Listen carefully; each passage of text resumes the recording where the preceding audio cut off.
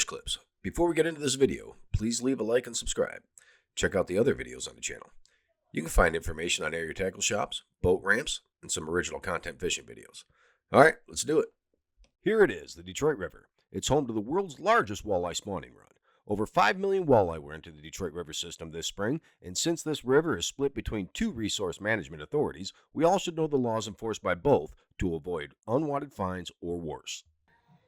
Am I the only one around here who gives a shit about the rules? With regards to rules, laws, and regulations, regardless of which body of water you'll be fishing, there are things to consider, such as licensing, size limits, possession limits, lawful fishing methods, prohibited areas, restricted areas, reduced regulation areas, number of lines in the water, number of hooks, rules on weights, legal catch rules, regulations on species, rules when importing game fish, and all of this times two because of an international border. First, let's cover licensing as it is here in February of 2024.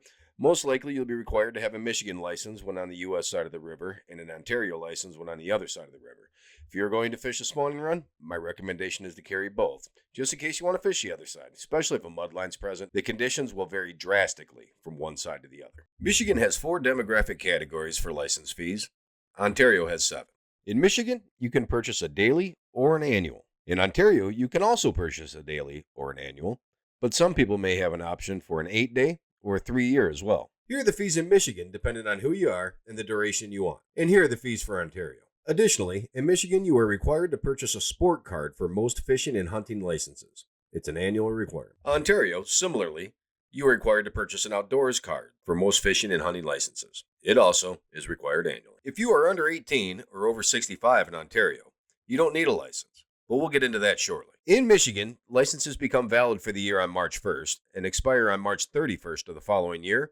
In March, either license is valid. In Ontario, licenses become valid on January 1st and expire on December 31st. There is no overlap. In Michigan, it's unlawful to purchase and use bait fish from an unlicensed retailer, including, but not limited to, pet shops and live fish markets. In Michigan, you can get your bait from a legit retailer or catch it and use it in the same body of water. You can find local bait and tackle shops on the channel, link in the description. Most of Ontario is broken up into bait management zones that govern type, quantity, and where it can be transported.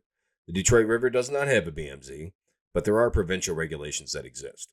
You are limited to 120 bait fish. They can be purchased from a bait retailer or caught yourself and used in the same body of water. You can only do this in Canada if you're Canadian, however, so U.S. anglers, leave your nets at home. In both countries, fish must be caught with the pointy end of the hook entering in the mouth only. Any points entering outside the blue shaded area with no points in the blue shaded area is an illegal catch. In Michigan, any angler can have up to 3 rods in the water at a time and up to 6 hooks total. In Ontario, if you can afford a boat to fish out of and you are on the Detroit River, you can have up to 2 lines with a total of 4 hooks. However, if you can't afford a boat, you can only have 1, but you can still have 4 hooks. Well, what is a hook? In both countries, a hook is a single or multi-pointed hook connected to a single shaft. In Michigan, you are limited to a 1/2 inch point to shank. When using an artificial lure, each hook is counted towards your total. In Michigan, you cannot possess or sell a multi-pointed hook with a weight permanently attached or have a weight rigidly attached to a multi-point hook or suspended from a multi-point hook. No such regulations found for Ontario. In Michigan, you have minimum size requirements, and that's 15 inches for a walleye. In Ontario, they don't care. Daily catch limits in Michigan for walleye, 6 per angler. In Ontario, your daily catch limits are 6 per licensed angler. In Michigan, you can possess your day's catch, plus an additional 2 days of limits. In Ontario, you can possess your day's catch, but that's it. In Ontario, if you are fishing with somebody under 18 or over 65 who can legally fish without purchasing a license, and they in fact don't have a license, you could catch 4 fish and they'll catch 2 fish.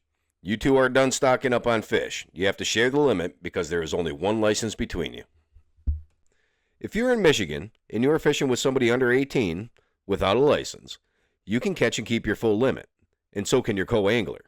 You are also able to possess your full limit plus an additional 2 days of limits, and so can your legally unlicensed co-angler. If you are transporting your fish, you must keep them measurable and identifiable. They must remain that way until they are frozen, canned, or smoked.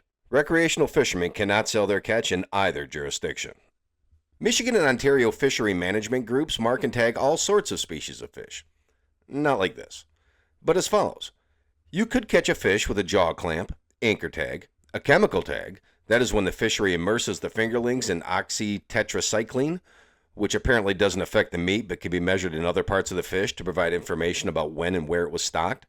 An adipose fin clipped could be used to identify internal tags, such as a pit tag, telemetry tag, or a temperature and depth tag. Oftentimes, such as with Chinook salmon, a yellow dot can be observed. This is not an indication of a tagged fish. Due to varying regulations, you need to be careful about crossing over the border with fish in your possession. If a U.S. resident travels to the Canadian side of the river, if they wished, they could take a walleye under 15 inches. However, if they then crossed the border and began fishing again, all those fish become illegal. You must continue to your destination without dropping any lines in the water. Michigan's Master Angler Program. The DNR of Michigan hosts the Master Angler Program, and if you catch a certain length fish, you could qualify to enter the catch and get your patch. You will need to fill out a form, link in the description, and submit it to the DNR. The submission must include a photo showing the length from nose or lower jaw to the end of the tail in a straight line and not measuring the contours of the body. It must be a legally caught fish, in season, and in waters that are open to the public. You are allowed to submit one application per species per year. A Master Angler walleye must be 29 inches. Ontario Master Angler. Well, there isn't one, at least not hosted by the Ministry of Resources and Forestry. But there are some other organizations that do something similar, such as the Ontario Federation of Anglers and Hunters and the Northern Ontario Sport Fishing Center. Michigan State Record Walleye. This is not the actual photo, but the current record is just over 17 pounds and measures 35 inches. It was caught by Ray Fadley in 1951 in the Pine River of Manistee County, which is about right here. Ontario's provincial record walleye, again, not the actual photo, was just over 22 pounds and measured 36.5 inches. This pig was caught by Patrick Noon in 1943 in the Upper Niagara River near Fort Erie, which is about right there. I looked into all this because I fished the Detroit River walleye spawn and wanted to know the rules that I needed to follow. I hope you got something out of it. Jiggy jiggy.